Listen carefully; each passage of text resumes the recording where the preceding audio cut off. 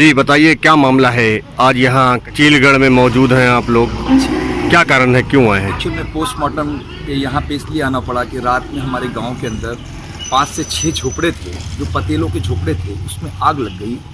और उस पतेलों के झोपड़े में कोई लाइट की व्यवस्था नहीं थी। और जब आग लगी है तो ना कोई दिया जल रहा था, ना कोई वायरिंग थी वहाँ पर, ना कोई लाइट की व्यवस्था थी। ये सारी स्थिति के अंदर जो है आग लगी है, ऊपर जो है 11,000 वोल्टेज के वायर चल रहे हैं जो लाइट के। तो ऐसा लगता है, शंका इसी बात की है कि उसके अंदर चिंगारी निकली होगी और वो झोपड़े पे जली। और जब झोपड़े पे जली है तो पूरा परिवार सब बाहर भागा है। लेकिन एक बच्ची थी जिसका नाम था रायना, और वो जो है रज़ाई को उसने ओढ़ लिया। उसने ये सोचा होगा, जो हमारा अंदाज़ा है, कि चलो मैं रज़ाई ओढ़ लूँ तो आग लगी हुई है तो शायद बच जाए। लेकिन वो रज़ाई उड़ी और पूरे की पूरी वो रज़ाई के साथ में जल के खाक हो गई। और रात में टेम्पो में डाल करके यहाँ मॉर्चरी में लाए हैं, यहाँ पोस्टमार्टम के लिए। तो हम पोस्टमार्टम के लिए जब आए तो हमने सीएमओ साहब के पास हम पहुँचे तो सीएमओ साहब से हमने रिक्वेस्ट की कि बहुत ही गरीब परिवार है और 200-300 रुपये कमाने वाला मजदूर है वो, उसकी बच्ची के लिए एक एम्बुलेंस की व्यवस्था करा दीजिए। तो उन्होंने साफ मना कर दिया। उन्होंने कहा कि हम कोई व्यवस्था नहीं करा सकते हैं, आप सीएमएस से बात कीजिए, ये मेरे अंडर में नहीं है।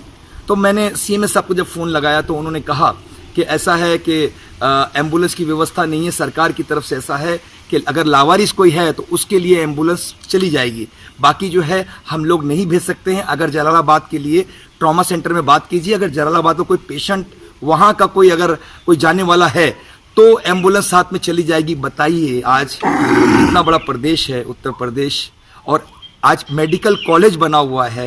एक गरीब बच्ची के लिए इस मेडिकल कॉलेज से एक एम्बुलेंस की व्यवस्था नहीं हो पा रही है।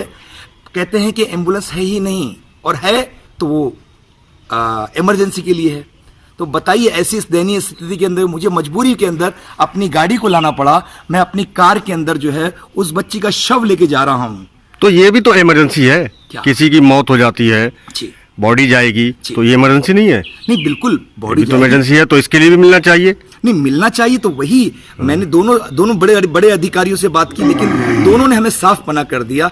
अब बताइए, ये स्थिति है कि यहाँ पर शव गृह में बॉडी को उठाने के लिए कोई नहीं है। मैंने खुद हाथ लगा के बॉडी को उठाया और बॉडी को जो है एक कमरे से उठा करके दूसरे कमरे पे लेके गया।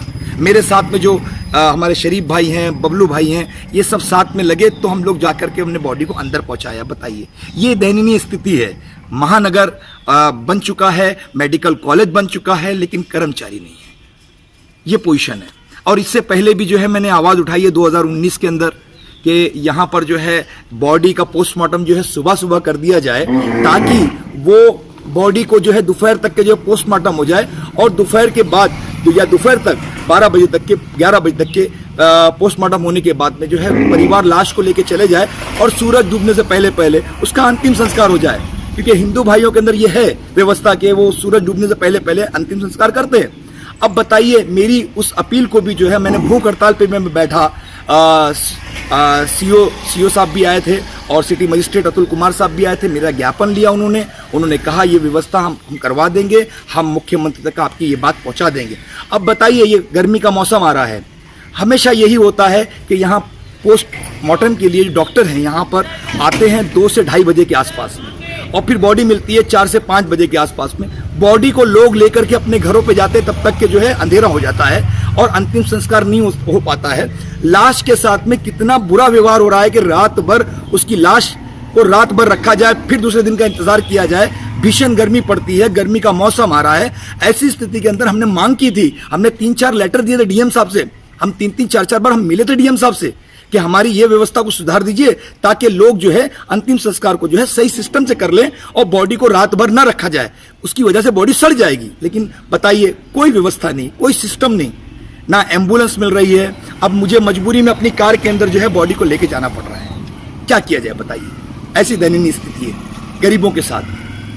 क्या करेंगे इसके लिए? प्रदर्शन करेंगे क्या? दोबारा फिर धरने पर बैठेंगे? देखिए, अब मुझे प्रशासन मानने को तैयार नहीं है। सोच विचार तो करना ही पड़ेगा, कुछ ना कुछ प्लान करना पड़ेगा, ताकि शासन प्रशासन से हम बात कर सकें, उनसे रिक्वेस्ट कर सकें। जबकि हमारे जलालाबाद के जो अधिकारी हैं, एसडीएम साहब हैं, तहसीलदार साहब हैं, नायब तहसीलदार साहब हैं, कोतवाल साहब हैं, ये सब के सब रात में ही पहुंच गए।